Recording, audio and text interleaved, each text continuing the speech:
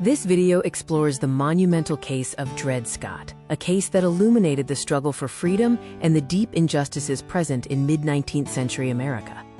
In 1846, Dred and Harriet Scott filed suit against Irene Emerson in Missouri state courts. The case, Scott versus Emerson, hinged on the doctrine of once free, always free. They argued that living in free territories had made them legally free.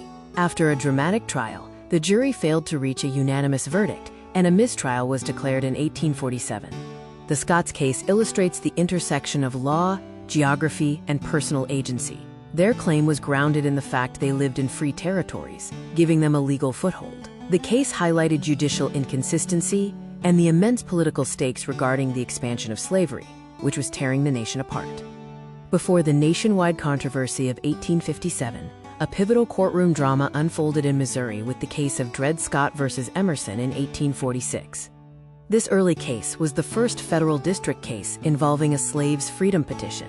It set procedural precedents and highlighted the complex interplay between state law, federal jurisdiction, and the Missouri Compromise.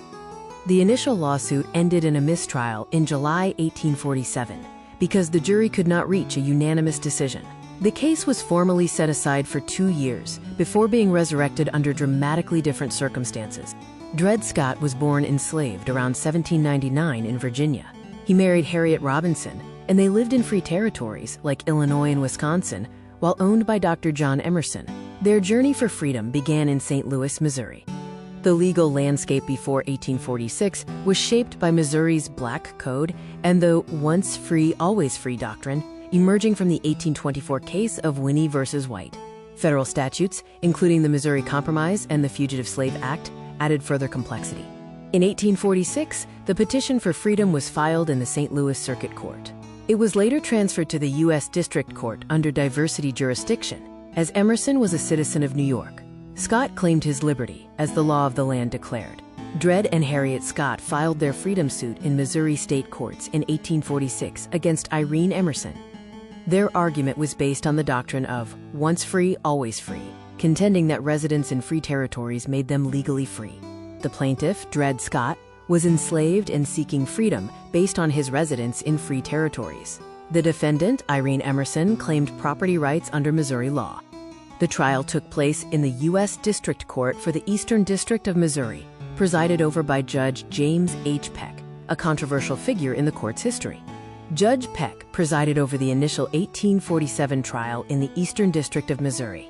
He ultimately declared a mistrial when the jury could not reach a consensus, temporarily setting the case aside. Procedural hurdles included establishing diversity jurisdiction due to Emerson's New York citizenship. Crucially, the court accepted that an enslaved person had the legal standing to sue, recognizing him as a man, not a thing. Witness testimony included Harriet Scott affirming their residence in free territory, while Emerson's agents insisted they remain slaves. The district court's reasoning relied on the principle that freedom, once achieved in a free jurisdiction, could not be undone. The 1846 district decision was unanimous, though Judge Baker concurred with a warning about federal overreach. The decision was affirmed by the U.S. Circuit Court of Appeals. Later, the 1857 Supreme Court decision, Dred Scott versus Sanford, reversed these rulings. The 1846 ruling was revolutionary for applying once free, always free in a federal court and recognizing an enslaved man's standing. Despite the favorable decision, the Scotts remained in bondage and had to purchase their freedom years later. This case set a precedent for later civil rights litigation. The prosecution's core argument centered on defending property rights and their interpretation of the Constitution.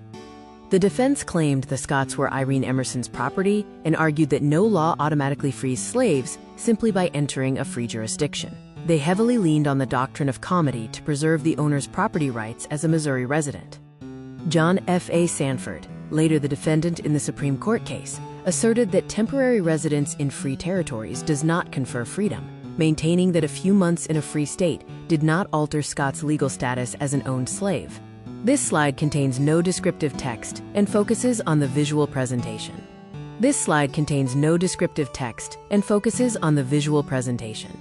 The Scott case explores core themes of freedom, humanity, and the nation's promise. It examined the interplay of law and personhood and the arduous journey for liberty across state lines. This slide contains no descriptive text and focuses on the visual presentation. This slide contains no descriptive text and focuses on the visual presentation. This slide contains no descriptive text and focuses on the visual presentation. The Missouri Supreme Court reversed the jury's verdict in 1852. They rejected the long-standing, quote, once free, always free doctrine, stating that Missouri was not bound by the laws of other states or territories.